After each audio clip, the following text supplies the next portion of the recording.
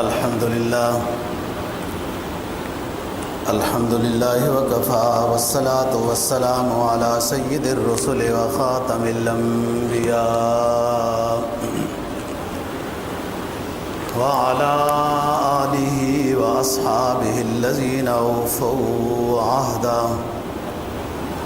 الذين هم خلاصة العرب الأربع وخير الخلائق بعد الأنبياء. أما بعد فأعوذ بالله من الشيطان الرجيم. بسم الله الرحمن الرحيم. قل إن صلاتي ونسكي ومحياي ومماتي لله رب العالمين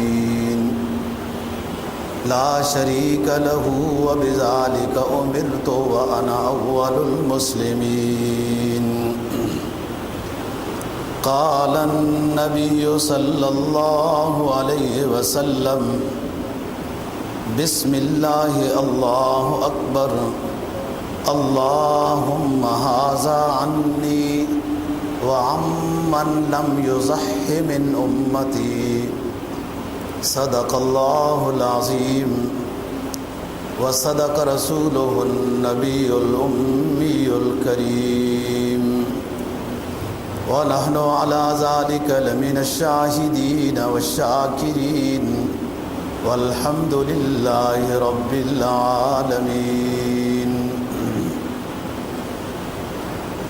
سورہ انعام 8ویں پارے کی ایک آیت کریمہ اور جناب نبی پاک صلی اللہ علیہ وسلم کا ایک فرمان تلاوت کیا ہے جس کو امام بخاری نے نقل کیا ہے. فرمایا اے نبی آپ فرما دیجئے ان صلاتی و نسکی و محیای و مماتی للہ. میری نماز، میری قربانی، میرا جینا اور میرا مرنا یہ سب اللہ ہی کے لیے ہے جو تمام جہانوں کا پالنے والا ہے. لا شریک لہ، وہ رب جو تمام جہانوں کا پالنے والا ہے اس کا کوئی شریک نہیں ہے.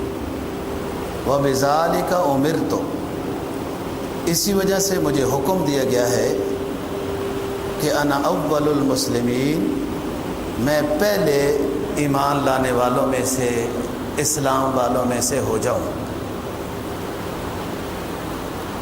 جناب نبی پاک صلی اللہ علیہ وسلم کی جو حدیث تلاوت کی ہے،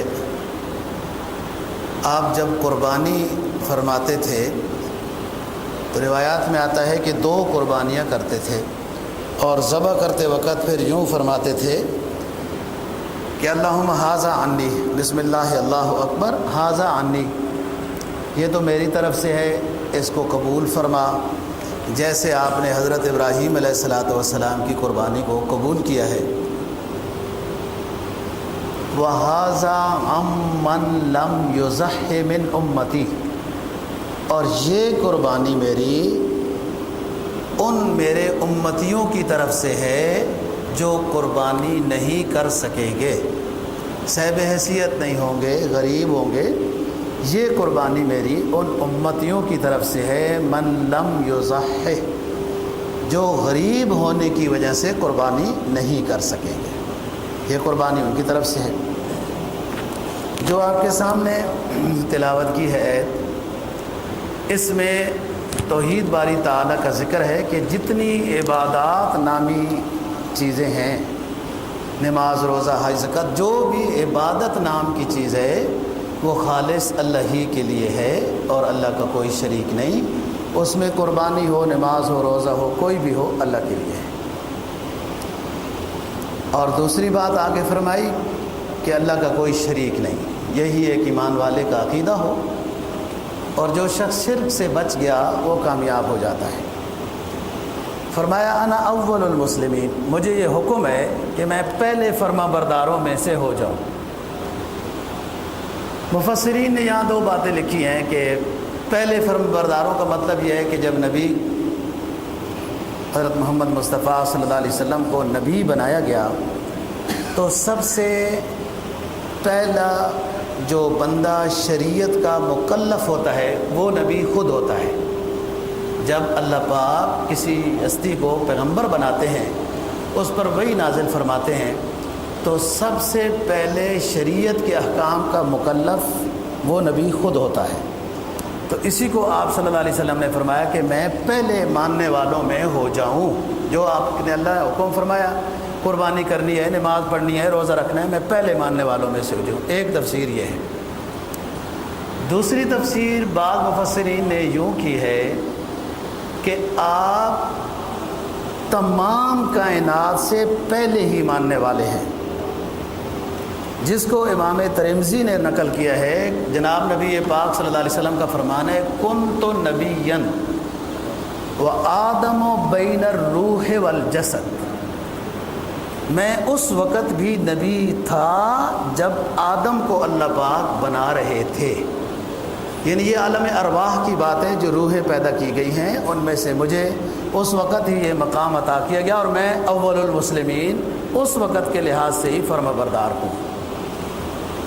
یہاں پر قل ان صلاتی و نسکی، نماز بھی عاقل بالغ مسلمان پر فرض ہوتی ہے، پھر اس کے بعد روزے فرض ہو جاتے ہیں، صحیح حیثیت پر زکوٰۃ اور حج فرض ہو جاتا ہے۔ ایسی ہی نسکی میں قربانی داخل ہے کہ میری نماز میری قربانی سب اللہ کے لیے ہے۔ قربانی اللہ پاک کی طرف سے شروع ہی سے واجب اور فرض درجے میں رہی ہے، صورتیں مختلف رہی، جیسے کہ وَاتْلُ عَلَيْهِمْ نَبَأَ ابْنَيْ آدَمَ بِالْحَقِّ اذ قربا قربانا فتقبل من احدهما ولم يتقبل من الاخر۔ آدم علیہ السلام کے دو بیٹوں نے قربانی کی، ایک کی قبول ہوئی ایک کی نہیں ہوئی، وہ جو ان کا تنازع تھا جس مسئلے میں۔ تو قربانی تو پہلے پیغمبر ہیں، پہلے انسان ہیں، حضرت آدم علیہ السلام، اس وقت سے تھی اور کبھی بھی ہو سکتی تھی۔ یہ قربانی عید الاضحیٰ کے ساتھ متعلق ہو گئی، یہ حضرت ابراہیم علیہ السلام کی وجہ سے۔ اسی وجہ سے اس قربانی کو سنت ابراہیمی بھی کہا جاتا ہے۔ اور مزید یہ کہ عید الاضحیٰ کے ساتھ خاص ہوئی، اور یہ عبادت ہے، کوئی گوشت کھانے کا پروگرام نہیں، یہ عبادت ہے، اللہ کا امر ہے۔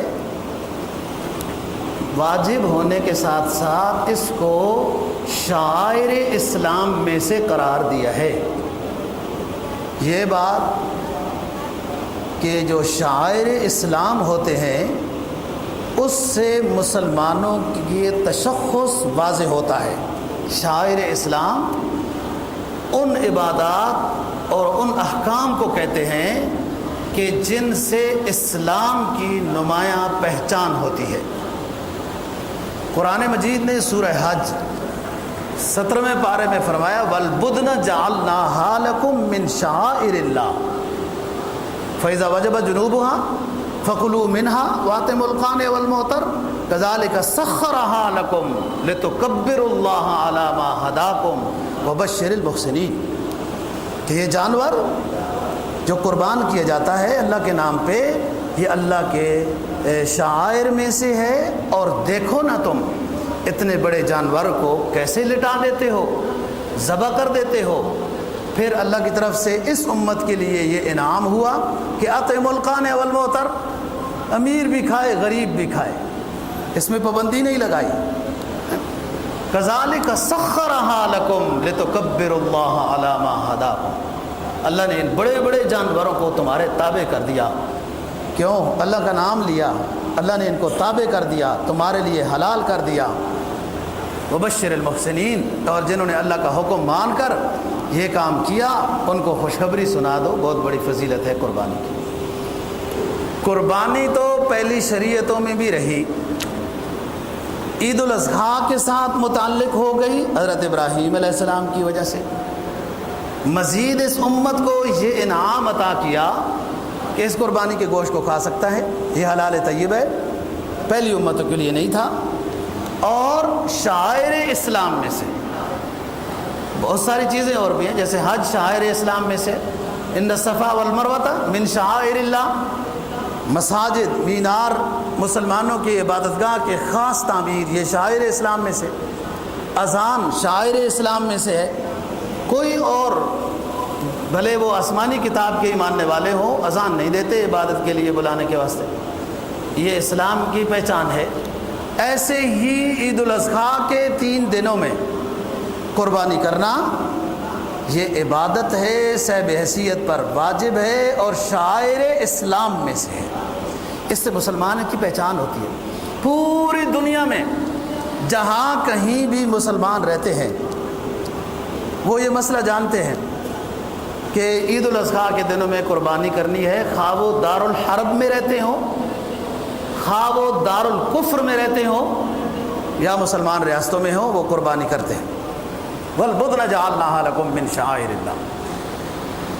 اور بھی کچھ خصوصیات نبی پاک صلی اللہ علیہ وسلم کی برکت سے اس امت کو عطا کی گئی، جیسے نماز کا وقت ہو، مسجد دور ہے یا معذور ہے، گھر میں یا راستے میں پڑھ سکتا ہے، پانی استعمال کرنے پر قادر نہیں یا پانی ہے ہی نہیں، تیمم کر سکتا ہے، مال غنیمت پہلی امتوں کے لیے حلال نہیں تھا، اس امت کے لیے حلال کر دیا گیا۔ ایسی ہی قربانی تو تھی کسی نہ کسی صورت میں، لیکن اس کو آسمانی بجلی کھا جاتی تھی، بس یہ اس کی قبولیت ہونے کی دلیل تھی۔ اس امت کے لیے قربانی کے گوشت کو حلال اور طیب قرار دیا گیا اور شاعر اسلام میں سے ہے۔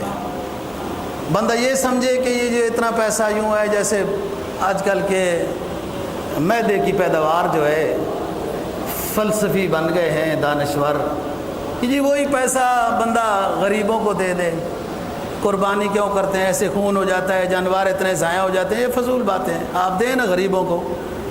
جی خود تو اپنا بنگلہ فلاں کتنا بڑا ہوتا ہے، غریب کو تو 10 روپے چن کے اندر سے نکالتے ہیں نا جب، تو اس میں سے چن کے 10 روپے والا نوٹ نکالتے ہیں۔ غریب کو دینے سے کس نے منع کیا؟ اسلام نے غریب کا جتنا خیال کیا اتنا کسی نے نہیں کیا۔ زکوٰۃ کی فرضیت کا مطلب کیا ہے؟ کفارے اور فدیے کا کیا مطلب ہے؟ فطرانے کا کیا مطلب ہے؟ یہ تو زکوٰۃ کا صحیح نظام نافذ ہو تو اسلام کا یہ دعویٰ ہے کہ کوئی غریب نہیں رہتا۔ اور یہ خلفائے راشدین کے زمانہ اور خصوصاً حضرت عمر بن عبدالعزیز، حالانکہ 2 سال کا زمانہ ہے ان کا حکومت کا، پہلے سال لوگوں نے زکوٰۃ وصول کی اور دفتر میں ان کے نام لکھے ہوئے تھے کہ یہ مستحقین زکوٰۃ تھے۔ جب دوسرے سال حکومت کے بندے انہی مستحقین زکوٰۃ کو زکوٰۃ دینے کے لیے گئے تو ان لوگوں نے انکار کر دیا کہ ہم تو اب خود زکوٰۃ نکالنے والے ہیں، صاحب حیثیت ہیں۔ نظام زکوٰۃ جو ہے یہ غریب کی ہی خدمت اور خیال کا حصہ ہے، اور اس بندے کا مال پاک ہوتا ہے، آخرت میں اللہ اس کو اجر دیتا ہے، رزق میں برکت ہوتی ہے، اپنے دوسرے بھائی کا بھی خیال ہے۔ اسلام سے زیادہ غریب کا کون؟ یہ تو غریب کو بیچتے ہیں، غریب کو خریدتے ہیں، ضمیر اس کا فروخت کرتے ہیں، کیا سے کیا کام کرتے ہیں، اور جتنے فرقہ صالح ہیں۔ تو بات یہ ہے ہر عبادت کا اپنا اپنا مقام ہے۔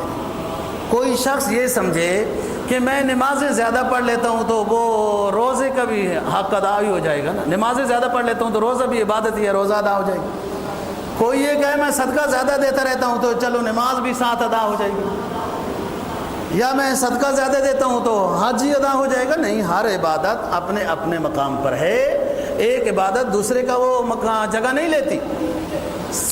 غریب کا خیال کرنا، صدقہ زکوٰۃ خیرات فدیہ کفارہ فطرانہ یہ سب اپنی جگہ پر ہے اور غریب ڈھونڈ کے دینا چاہیے، لیکن جو عبادت ہے ہاں وہ حج کی صورت میں ہو وہ دوسری جگہ نہیں اس کے لے سکتے، اور قربانی عبادت ہے اور یہ جانور اللہ کی طرف سے ہے۔ جس ملک میں کوئی جانور تھوڑا ذبح کیا جاتا ہے اس کی پیداوار ہی تھوڑی ہوتی ہے، جس ملک میں جو جانور زیادہ ذبح کیا جاتا ہے اس کی پیداوار ہی زیادہ ہوتی ہے، یہ تو رزق اللہ کے ذمہ ہے۔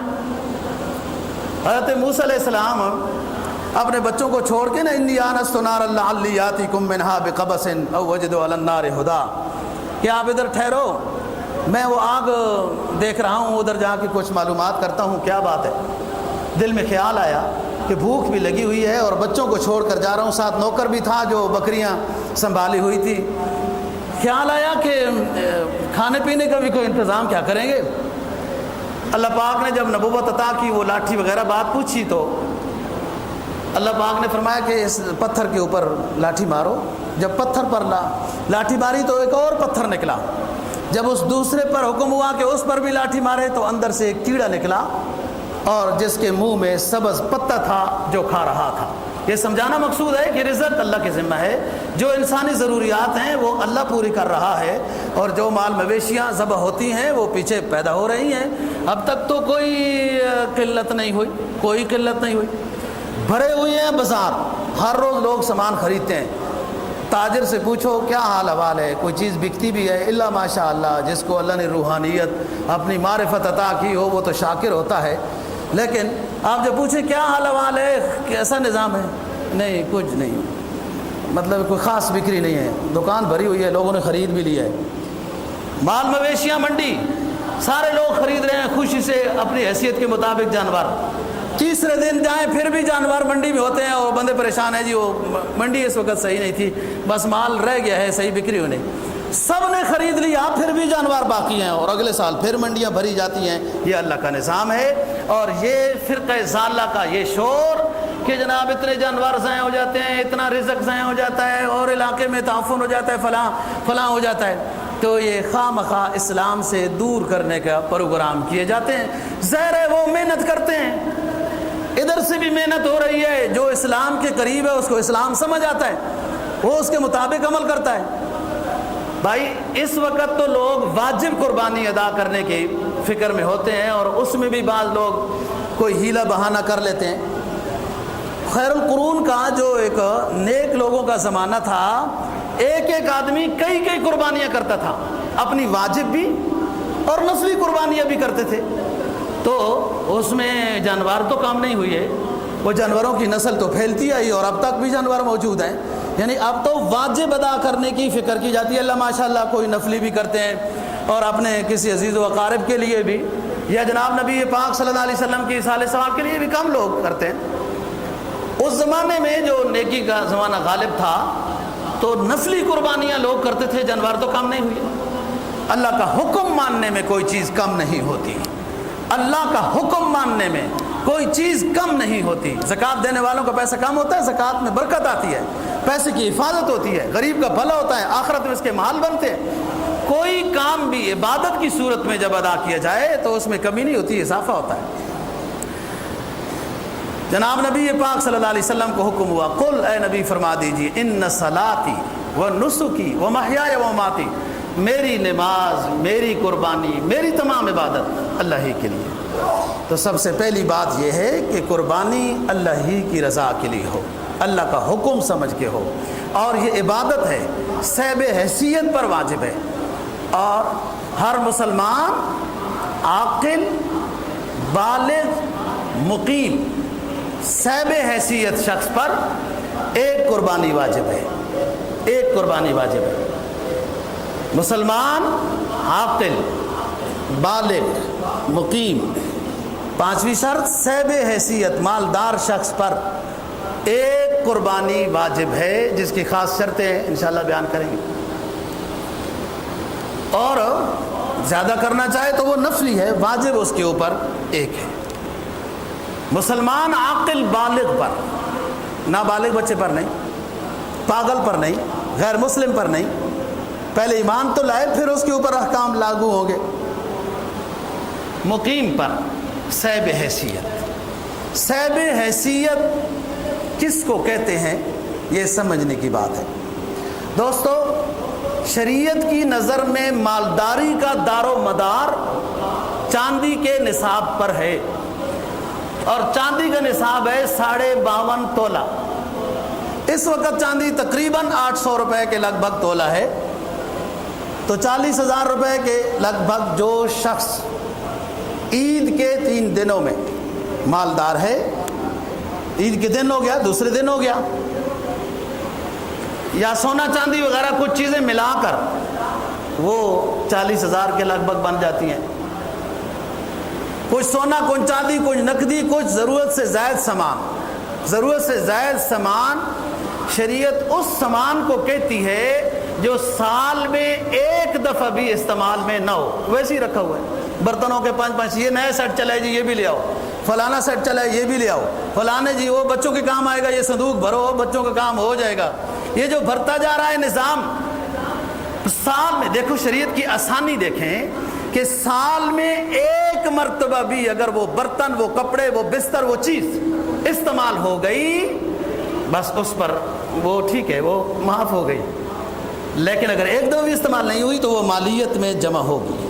ایک بات اور، سونا اور چاندی اور پیسہ یہ ایسی چیز ہے استعمال ہو یا نہ ہو، یہ ہے ہی مالداری کی چیز۔ سونا چاندی یا پیسے کسی ملک کے اپنے، یہ لوگ سمجھے جی وہ سونا ہے گھر والوں کا، وہ تو استعمال ہوتا ہے، استعمال یا غیر استعمال، سونے چاندی کے ساتھ تعلق نہیں ہے۔ عام چیزوں کی بات کر رہا ہوں، اگر سال میں ایک دفعہ بھی استعمال ہو گئی وہ ضرورت کی چیز ہے، وہ اس حصے میں نہیں آئے گی۔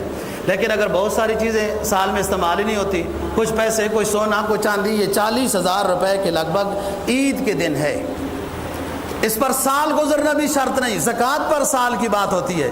یہ شخص صاحب حیثیت ہے، اسلام اس کو مالدار کہتا ہے، اس کے ذمہ قربانی واجب ہے۔ اور بعض حضرات نے ایک اور بھی بات یاد رکھی ہوئی، پتہ نہیں یہ باتیں کہاں سے لوگ سیکھ لیتے ہیں، کہ پچھلے سال والد صاحب کی قربانی ہو گئی نا، اس سال امی کی کر لیتے ہیں، بس گھر میں ایک قربانی کافی ہے۔ یاد رکھیں صاحب حیثیت شخص پر قربانی واجب ہے۔ فرمایا من وجد ساعتا لأن یضحی فلم یضحی فلم یحضر مصلانا، ترغیب میں بیان ہوئی حدیث۔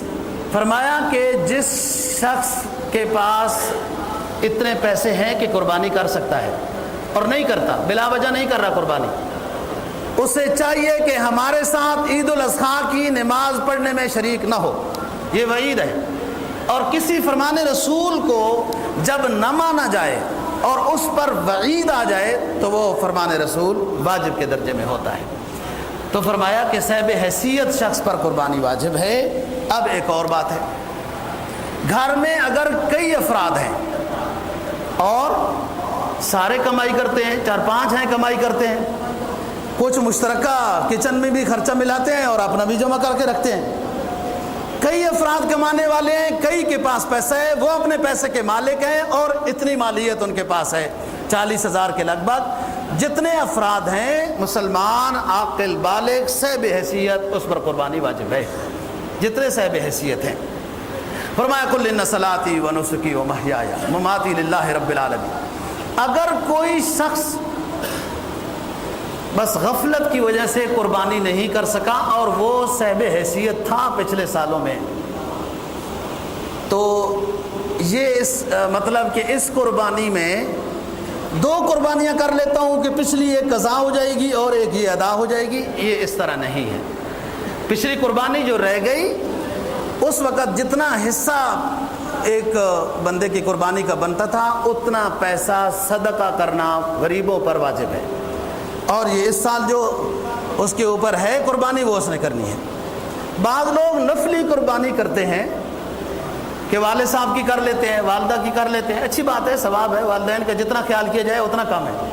لیکن اگر یہ شخص صاحب حیثیت ہے، خود مالدار ہے، اپنی قربانی نہیں کر رہا، نفلی قربانیاں کر رہا ہے، تو وہ تو الگ باتیں ہو ہی جائیں گی، لیکن یہ گناہگار ہوگا کہ خود مالدار تھا اور اس نے قربانی خود نہیں کی۔ اپنی قربانی پہلے کرے پھر اس کے بعد نفلی قربانی جس کی بھی ہو کی جائے۔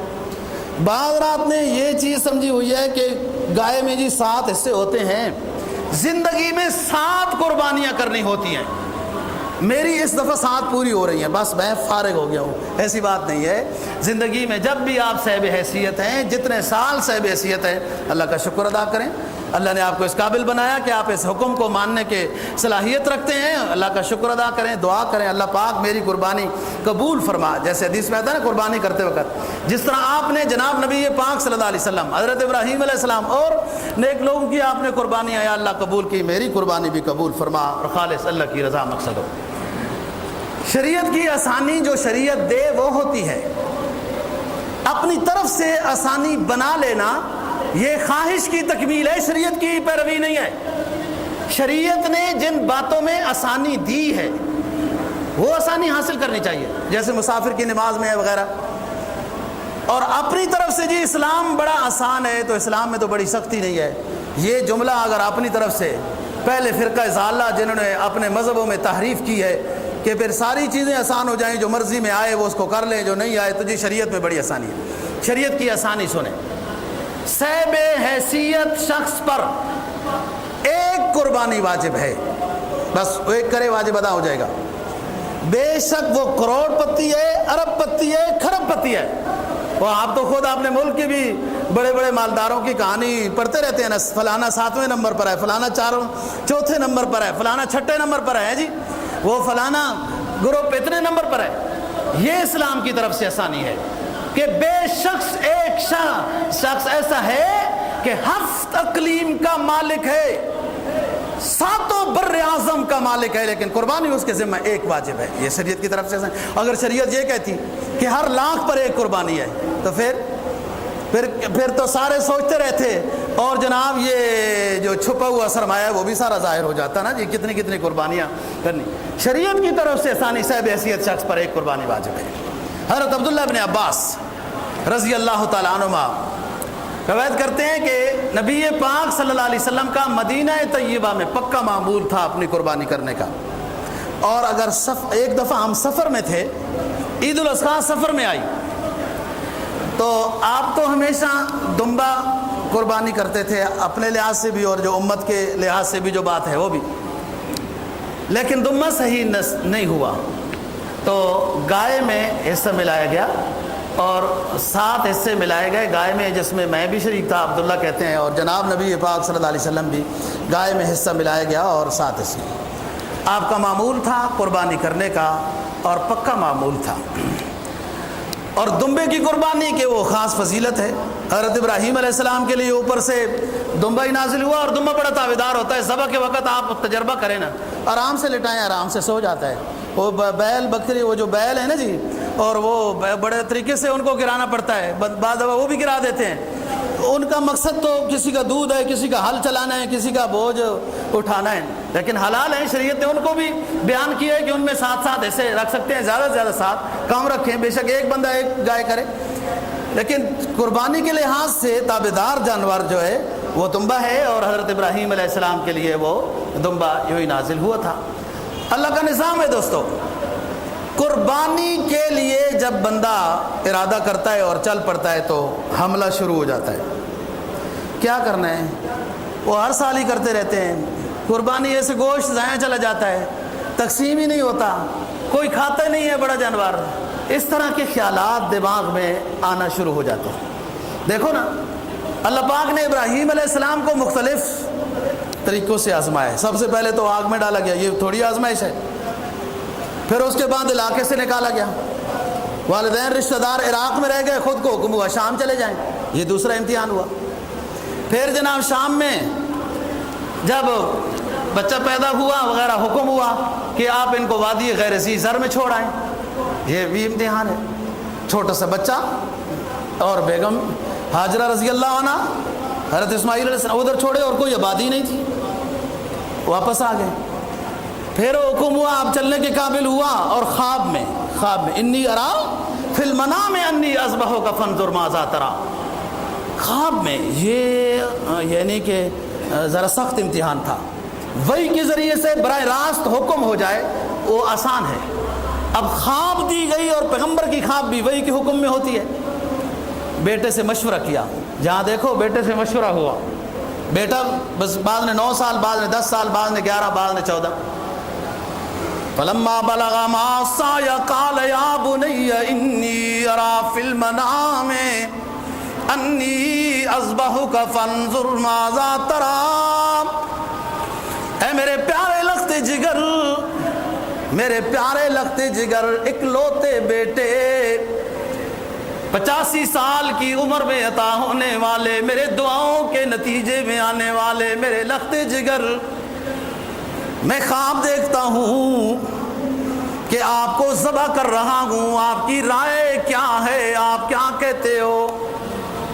یا ابت افعل، ہاں بیٹا، آپ بیٹے کا جواب سنیے، یا ابت افعل ما تؤمر ستجدنی انشاء اللہ من الصابرین۔ اے میرے ابا، اللہ کے خلیل میرے ابا جان، جو آپ کو خواب میں حکم دیا گیا اس کو پورا کر لیجئے، انشاءاللہ تعالی مجھے صابرین میں سے پائیں گے، انشاءاللہ تعالی۔ یہاں بھی عاجزی دیکھیے، علامہ کہتے ہیں نا، یہ فیضان نظر تھا یا مکتب کی کرامت تھی۔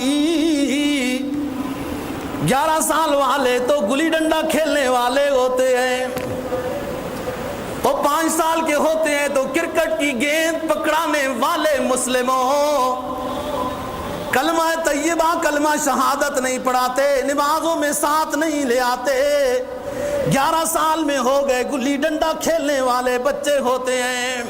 یا کیا بچہ ہے، چھوٹا سا ہے، انگلی پکڑ کے چلتا ہے اپنے والد کی۔ والد نے کہا بیٹے میں آپ کو خواب میں ذبح کرتے دیکھ رہا ہوں، اور بچہ کہتا ہے ابا جی اپنے خواب کو پورا کر دیجئے، مجھے انشاءاللہ تعالی صابرین میں سے پائیں گے۔ علامہ مرحوم کہتے ہیں یہ فیضان نظر تھا یا مکتب کی کرامت تھی، سکھلائے کس نے اسماعیل کو آداب فرزندی۔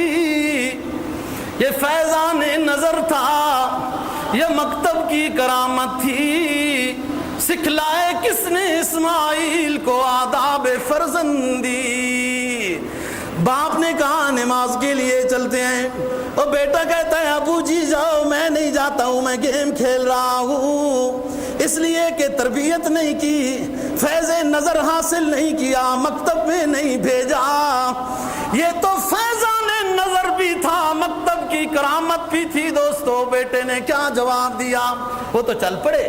میں جو سمجھانا چاہتا ہوں، جب بندہ قربانی کرنے کی طرف آتا ہے تو پھر شیطان کے حملے بھی شروع ہوتے ہیں۔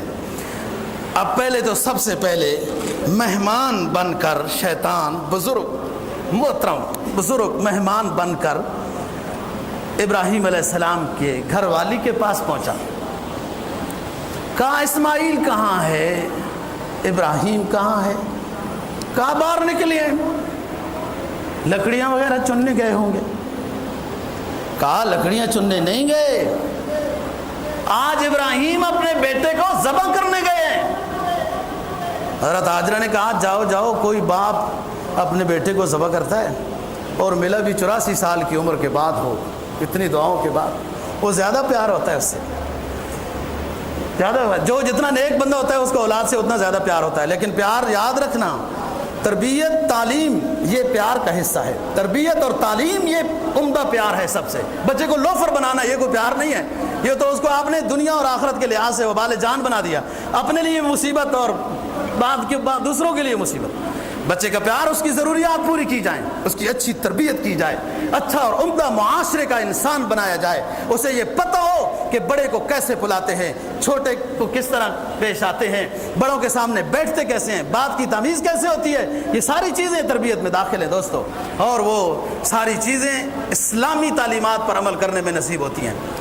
اور جو ان کی تعلیمات پر ہوتا ہے وہ اول نمبر کا لوفر ہوتا ہے، جو ان کی تعلیمات پر وہ بڑے بڑے جناب وہاں سے بڑی بڑی یونیورسٹیوں میں ڈگری حاصل کر لیتے، اعلیٰ درجے کے وہ ہوتے ہیں۔ جب تک اسلامی تربیت نہ ہو انسان معاشرے کا قیمتی انسان نہیں بن سکتا۔ نبی پاک صلی اللہ علیہ وسلم نے کیسے کیسے درندوں کو امت کا رہبر اور رہنما بنا دیا نا جی، کیسے کیسے لوگ تھے، نبی کی تربیت میں آئے، آپ کی مجلس میں آئے، آپ کی صحبت سے وہ فیض نظر حاصل کیا کہ امت کے رہبر بن گئے۔ تو بات کر رہا ہوں کہ وہ کہتا ہے کہ ابراہیم علیہ السلام اپنے بیٹے کو ذبح کرنے گئے ہیں۔ حاجرہ نے کہا کوئی باپ اپنے بیٹے کو ذبح نہیں کرتا، اور خلیل جس کو 84-85 سال کے بعد بچہ آگے سے کہتا ہے کہ وہ کہتے ہیں، ابراہیم کہتے ہیں کہ مجھے اللہ کا حکم ہوا ہے کہ اپنے بیٹے کو ذبح کر رہا ہوں۔ تو حاجرہ بھی زہر ہے، یہ فیضان نظر ہے، یہ مکتب کی کرامت ہے یہ آج کل کی مغرب تہذیب سے متاثر خاتون نہیں تھی، وہ ایک نبوت کے گھرانے کی خاتون تھی۔ کہا جاؤ، اگر رب اپنی جان مانے تو وہ بھی دینے کو تیار ہے، تو رب نے اگر کہا کہ بیٹے کو ذبح کرنا ہے تو کوئی بات نہیں، ذبح کر دیا جائے، اللہ کا جو حکم ہے۔ وہاں سے مایوس ہوا، چل پڑا جلدی جلدی کہ کہیں رہ نہ جاؤں نا جی۔ جو حاجی صاحبان 10ویں ذی الحجہ کو جمرہ عقبہ، جس کو یہ لوگ کہتے ہیں بڑا شیطان، پتہ نہیں یہ کیسی اصطلاحیں ہو گئی، چھوٹا بڑا درمیانہ شیطان، وہ شیطان ایک ہی تھا، وہ جو مختلف کرتب دکھا رہا تھا نا وہ ایک ہی تھا، پتہ نہیں آپ نے سمجھنے کے لیے آج سے یہ بنا لیے جمرہ عقبہ۔ ایک شیطان کو جو 10ویں ذی الحجہ کو کنکریاں ماری جاتی ہیں، یہ حرم کی طرف ہے، حرم کی طرف ہے، جو مسجد خیف کی طرف ہے وہ اس کو پہلا جمرہ کہتے ہیں، جو درمیان میں ہے وہ وسطی جمرہ ہے، اور جو آخری ہے جمرہ عقبہ یہ حرم کی طرف ہے۔ دنیا اس کو بڑا شیطان کہتی ہے۔ 10 ذی الحجہ کو صرف اس جمرہ عقبہ والے بڑے شیطان کو 7 کنکریاں مارنے، تو سب سے پہلے آ کے یہاں ایک حیوان کی شکل میں بن کے شیطان لیٹ گیا۔ اور راستہ تو اب جناب یہ آل سعود آئے تو انہوں نے کیا سے کیا کر دیا حرم کی خدمت میں، ماشاءاللہ من یعمل مثقال ذرۃ خیرا یرہ، جس نے جو نیکی کی اللہ اس کو عطا کرتا ہے۔ خلافت عثمانیہ 524 سال رہی، اس طرح کا نظام نہیں ہوا، واللہ عالم کیا بات ہے۔ وہ سرخ رنگ کی وہ جو گھومتی ہیں انہی کو یاد کرتے رہتے ہیں، وہ جی ہماری عمارت، وہ جی ہماری عمارت، اب ضرورت کے لحاظ سے گراؤ تب بھی ناراض ہو جاتے۔ یہ راستہ تنگ تھا مینا کا، جس راستے میں شیطان ایک ہیکل بڑا جانور بن کے لیٹ گیا، بس راستہ بند ہو گیا۔ اب تو بند نہیں ہوتا، آپ دیکھیں کیا نظام ہوا ہے نا۔ جبرائیل علیہ السلام آئے، اللہ کے خلیل کو حکم ہوا کہ کنکری مارے، 7 کنکری ہمارے ماری، ختم ہو گیا۔ آگے جا کے پھر لیٹ گیا، پھر یہی حکم ہوا، یہ وسطی ہے، آگے جا کے پھر لیٹ گیا، یہ پہلا ہے مسجد خیف کے قریب، یہ 7 کنکریاں مارتے گئے، وہ زائل ہوتا گیا۔ اب ذرا ایک بات سمجھانا چاہتا ہوں، شیطان اپنے کام کو کرنے میں کتنا مستعد ہے۔ گھر سے مایوس ہوا، ادھر آ کے پہلے بڑا سا جانور بن گیا، ادھر سے ختم ہوا پھر بن گیا، ادھر سے ختم ہوا پھر بن گیا۔ اور یہ مسلمان ایک دن 2 رکعت نفل پڑھ کے دعا کرتا ہے، دوسرے دن منہ پھیر لیتا ہے، کام تو ہوا ہی نہیں ہے، دعائیں کر کر کے تھک گئے ہیں۔ شیطان اپنے بات کو پورا کرنے کے لیے کیا کیا کر رہا ہے، اور اللہ کا خلیل کنکریاں مار رہا ہے، زائل ہو رہا ہے، پھر بھی نہیں باز آ رہا۔ اس مسلمان کو مایوس نہیں ہونا چاہیے۔ آپ کی دعا اگر جلدی آپ کو نظر نہیں آ رہی، ذخیرہ آخرت بن رہی ہے۔ وہ رب جو حکیم ہے، جو رحیم ہے، وہ ہم سے جتنا ہم اپنے نفس کے خیر خواہ ہے، وہ ہم سے زیادہ ہماری جان کا خیر خواہ ہے۔ اگر دعا نہیں قبول ہوئی تو ذخیرہ آخرت ہو رہی۔ آگے وہ ابھی تک وہ جگہ سیمٹ لگی ہوئی ہے، مسجد خیف سے پیچھے تھوڑی سی، کہ جہاں جا کر یہ نظام ہوا۔ ابراہیم علیہ السلام ذبح کرتے ہیں، وہ ہوتے نہیں، اور ادھر سے وہی آئی، فرمایا قد صدقت الرؤیا انا کذالک نجزی المحسنین۔ کرتب ہے گھر میں شیطانی کرتب، راستے میں رکاوٹ، ابراہیمی نظر پیدا بڑی مشکل سے ہوتی ہے۔ ابراہیمی مقام دوستو، توکل علی اللہ، اپنا دل اللہ کی محبت اور اتباع میں بھرا ہوا، یہ مقام بڑی مشکل سے ہوتا ہے۔ اقبال مرحوم کہتا ہے ابراہیمی نظر پیدا بڑی مشکل سے ہوتی ہے، ہوس چھپ چھپ کے پہلو میں بنا لیتی ہے تصویریں۔ ہوس کہتی ہے شادیاں کرنی ہے، قربانی پہ بڑا خرچہ، خواہش نفس یہ سبق دیتی ہے، مکان بنانے ہیں، رنگ روغن کرنے ہیں، سیر و تفریح کرنا ہے، امریکہ جانا ہے، ابھی سوئٹزرلینڈ نہیں دیکھا وہاں بھی جانا ہے، میرا دوسرا کلاس فیلو ہو کے آ گیا، پیسے جمع کرو۔ ابراہیمی نظر پیدا بڑی مشکل سے ہوتی ہے، ہوس چھپ چھپ کے پہلو میں بنا لیتی ہے تصویریں۔ اللہ کی طرف سے اعلان ہو گیا، ابراہیم ہم نے آپ کو اپنا بیٹا خواب میں ذبح کرتے دکھایا تھا، ذبح شدہ نہیں دکھایا تھا۔ قد صدقت الرؤیا، آپ نے اپنی خواب کی تکمیل کر دی. وَفَدَيْنَاهُ بِذِبْحٍ عَظِيمٍ. پھر ہم نے ایک عظیم دمبا، پیچھے دیکھیے، اس کو آپ قربان کیجئے، یہ دمبا ہے. تو نبی پاک صلی اللہ علیہ وسلم بھی دمبا کرتے تھے.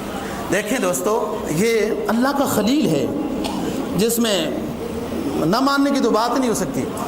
لیکن شیطان اپنے نظریے سے مایوس نہیں ہے. پیغمبر کو بھی حکم الہی کی تکمیل میں رکاوٹ کا سبب بننے آ رہا ہے.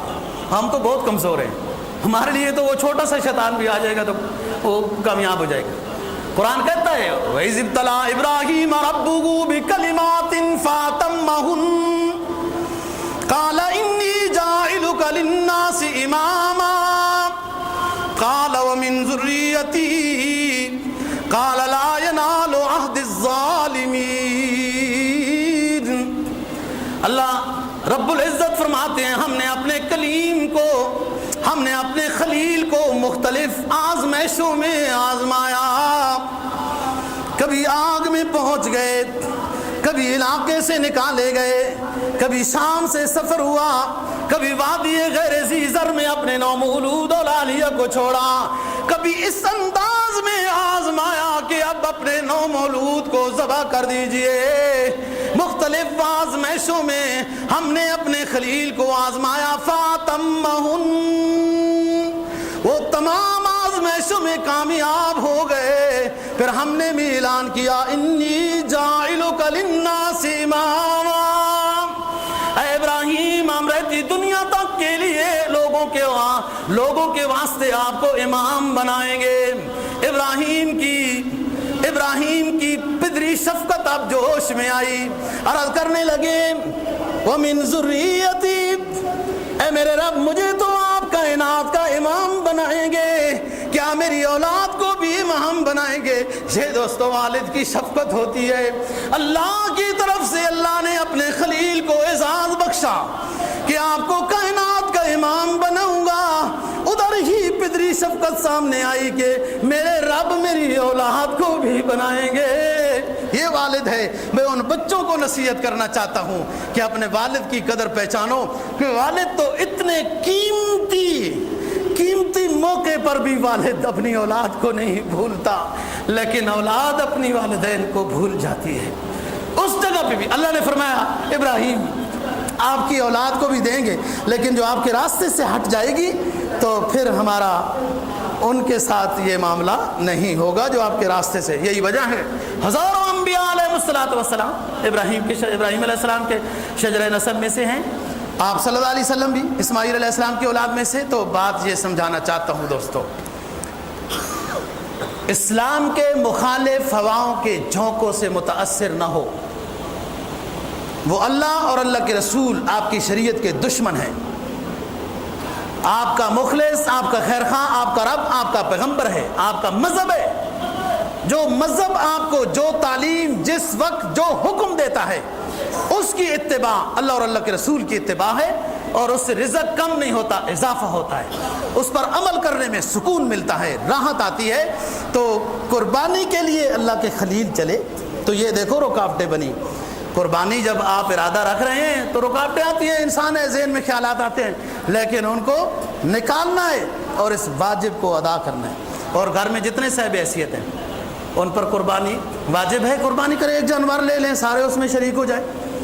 اور ہم نے 1-2 سال پہلے تجربہ کیا کہ سائڈوں میں شمالی علاقہ جات میں ایک گھر میں اب 3-4 قربانیاں ہیں. 4 قربانیاں کریں تو 50,000 روپے تو خرچ ہو رہا ہے. اتنا گوشت سنبھالے گے کیا؟ بعض دفعہ قربانی ایک شخص پر واجب ہوتی ہے، صاحب حیثیت ہے، کچھ سونا یا ایسی چیز ہے لیکن نقدی کم ہوتی ہے، اس کے لیے مشکل ہوتی ہے. تو اس لحاظ سے سائڈوں میں 5,000 روپیہ فی کا حصہ ہے کہ اپنا واجب ادا کر دیں، اور ادھر غربا کا بھی فائدہ ہو جائے گا کہ جو غریب لوگ ہیں، مسلمان وہاں کم ہیں اور غریب ہے. بہرحال جہاں آپ کا دل چاہے، جو صاحب حیثیت لوگ ہیں خوشی سے اس حکم کو مانیں. حضرت فاطمہ رضی اللہ تعالیٰ عنہ آپ نے بلایا، کہا اس گائے میں آپ کا حصہ ہے، آپ کی قربانی ہے. اور آپ صلی اللہ علیہ وسلم بتا رہے ہیں، فرمایا فاطمہ سنو، قربانی جب کی جائے گی اور خون کا قطرہ ابھی نیچے نہیں گرے گا، قربانی کرنے والے کے تمام گناہوں کو معاف کر دیا جائے گا۔ اور یہ خون اور یہ جانور بما اپنے گوشت پوش کے ساتھ میزان پہ 70 گنا زیادہ وزن کے ساتھ تولا جائے گا اعمال صالحہ کی صورت میں۔ حضرت ابو سعید خدری رضی اللہ تعالیٰ عنہ قریب تھے، فرمایا اللہ کے رسول یہ صرف آل محمد کے لیے خصوصیت ہے یا سب مسلمانوں کے لیے ہے؟ آپ نے فرمایا یہ آل محمد اور سب مسلمانوں کے لیے یہ خصوصیت ہے۔ تو بات یہ ہے دوستو، قربانی کا ایک تو فائدہ یہی ہے اللہ کا حکم ہم مان رہے ہیں، مزید کہ آخرت کے لحاظ سے یہ قربانی انسان کو پل صراط سے گزارنے کا بھی مدد کے لحاظ سے آئے گی، اور یہی کھال یہی چیز ہم انشاءاللہ بات کرتے رہیں گے کہ قربانی جن شخصوں پر واجب ہے وہ اپنے نظام کو درست کرے۔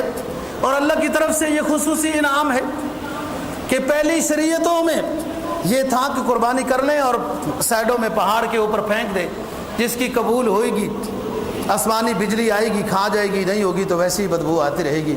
یہ دو اعتبار سے نقصان تھا، ایک تو جس کی نہیں ہوئی اس کی رسوائی معاشرے میں کتنی ہے۔ اللہ معاف فرمائے، ربنا لا تؤاخذنا ان نسینا او اخطأنا ربنا ولا تحمل علینا اصرا کما حملته علی الذین من قبلنا۔ یہ نبی پاک صلی اللہ علیہ وسلم کی طرف سے ہمارے پردے رکھے گئے ہیں دوستو، یہ پردے رکھے گئے ہیں۔ ایک امت ایسی بھی گزری ہے جو رات کو گناہ کرے، صبح دروازے پر لکھا ہوا ہوتا تھا کہ انہوں نے یہ گناہ کیا ہے۔ یہ اس ہستی کی برکت سے اللہ نے ہمیں دنیا میں رسوائی سے بچایا، اور اللہ پاک نبی پاک صلی اللہ علیہ وسلم کی شفاعت نصیب فرمائے، اور آخرت میں بھی اس طرح کی اللہ اپنی رسوائی سے ہمیں بچائے۔ تو بات یہ اسلامی حکم دل کھول کے کرنا چاہیے، اسی رب کا مال ہے، اس نے دیا ہے، ہم نے کہاں سے لایا، کدھر سے ہے؟ جب ماں سے پیٹ سے آئے تو اس وقت ہمارے پاس اتنے پیسے تھے؟ سب کچھ اللہ نے دیا ہے، اللہ کا حکم ہے، خوشی کے ساتھ دل کھول کے قربانی کرنی چاہیے۔ اور مغرب کی تہذیب سے، ان کے جھونکوں سے، جو اسلام دشمن باتیں ہوتی ہیں ان سے متاثر نہیں ہونا چاہیے۔ خدا کے لیے اسلامی تعلیمات کا مطالعہ کریں، احادیث قرآن کا مطالعہ کریں، اپنے ساتھی نیک علماء جو بزرگ لوگ ہیں ان کے قریب بیٹھیں تاکہ آپ کا ایمان مضبوط ہو، اور اگر مخالف جھونکے ہیں تو آپ کا شجرہ طیبہ، آپ کا یہ اسلامی درخت جڑوں سمیت گرے نہیں، مضبوط کھڑا ہو جائے اور اسلام کی مخالف ہواؤں کا مقابلہ کر سکے۔ اسلام پڑھنے سے آتا ہے، اس کو عمل کرنے سے ایمان مضبوط ہوتا ہے۔ جناب، جن لوگوں نے قربانی کرنے کا ارادہ کیا ہوا ہے، جن کا ابھی تک نہیں تھا، ارادہ بنانا چاہیے، اس کے بہت فائدے ہیں۔ اور بعض دفعہ واجب نہیں تب بھی اگر ترتیب بن سکتی ہے قربانی کرنی چاہیے۔ فرمایا مستحب بات ہے، جو شخص قربانی کرنا چاہتا ہے تو وہ ذی الحجہ کا چاند جیسے نظر آئے، اس کے بعد اپنے جسم میں سے کسی جگہ سے ناخن اور بال نہ کاٹے، خود گر جائے کوئی بات نہیں، اس سے پہلے ایک دن کر لے۔ ہو سکتا ہے جمعرات کو، جمعے کو یا بدھ یا جمعرات کو شکم ہو رہی ہے آنے والی، یہ ایسے شخص کو ثواب زیادہ ہوگا قربانی کا۔ قربانی سے فارغ ہونے کے بعد پھر اپنے بال ناخن وغیرہ کر سکتا ہے، لیکن یاد رکھیے یہ بات مستحب ہے، جو کرے گا اس کو ثواب ہے، جو نہیں کرے گا گناہگار نہیں ہے، اس کو وہ ثواب نہیں ملے گا جو اس کو اضافی ثواب مل رہا ہے۔ اس سے پہلے ایک دن اپنی ترتیب کر لے، قربانی کے بعد پھر یہ کر سکتا ہے، اور یہ امر مستحب ہے۔ دوسری بات، حشرہ ذی الحجہ کی دوستو بہت فضیلت ہے۔ جو مجموع الزوائد والے بزرگوں نے روایت نقل کی، وہ فرماتے ہیں کہ سرکار دو جہاں صلی اللہ علیہ وسلم کا فرمان ہے کہ ہر ذی الحجہ کے دن کا روزہ وہ 1 سال کے روزوں کے برابر کا ثواب ہے، اور رات کی عبادت لیلۃ القدر کے برابر ہے۔ اور جو امام مسلم نے روایت نقل کی، صوم عرفہ، صوم یوم عرفہ، نامی ذی الحجہ کا روزہ رکھنا 1 سال ماضی 1 سال آئندہ 2 سالوں کے گناہوں کے کفارے کا سبب بنتا ہے، نامی ذی الحجہ۔ اب یہاں تھوڑا سا مسئلہ کہ نامی ذی الحجہ کون سی مراد لی جائے؟ جس دن حاجی میدان عرفات میں جائیں وہ، یا اپنے علاقے کی نامی ذی الحجہ؟ تو اکثر حضرات لکھتے ہیں اپنے علاقے کی نامی ذی الحجہ مراد ہے۔ 10ویں کے دن روزہ نہیں ہے، اتنی مستحب بات ہے کہ کچھ نہ کھائے پیے اور پھر اپنی قربانی سے فارغ ہونے کے بعد اسی میں سے کچھ کھائے تو اچھی بات ہے، لیکن آج کل تو جناب پہلوان اتنے لوگ ہیں کہ بکرا سے فارغ ہوتے ہوتے زور کر دیتے ہیں نا۔ نبی پاک صلی اللہ علیہ وسلم کا عمل مبارک ساتھی نقل کرتے ہیں کہ جیسے آپ عید کی نماز عیدگاہ میں پڑھاتے فوراً آپ کی قربانی سامنے آ جاتی، اور اس کے بعد عید کے بعد ادھر ہی قربانی آ جاتی ہے، آپ ذبح کرتے، اور اگر ساتھیوں سے کوئی مسئلہ مسائل سے فارغ بھی ہوتے کہ آپ کے سامنے آپ کی قربانی کا کلیجہ بھونا ہوا پیش کر دیا جاتا تھا۔ یہی اسی ترتیب پر عمل ہوا حضرات صحابہ کرام خلفائے راشدین وغیرہ کے بھی۔ اگر کوئی شخص اتنی بھوک برداشت کر سکتا ہے کہ اپنی قربانی کا گوشت کھائے تو اچھی بات ہے، نہیں کر سکتا تو ایسا نہ ہو پھر غصہ ہی بناتا رہے، کچھ اور ہی کرتا رہے، تو کوئی بات نہیں، کھا لے، گناہ نہیں۔ لیکن 9 دنوں کا روزہ رکھنا یہ اچھی بات ہے۔ جو پورے 9 دن روزہ رکھے گا نا عشرہ ذی الحجہ کا، تو اس میں وہ عرفات بھی آ جائے گا، نامی ذی الحجہ، وہ عرفات والا تو اپنی نامی ذی الحجہ۔ اللہ پاک دین کی سمجھ اور عمل کی توفیق نصیب فرمائے۔ وآخر دعوانا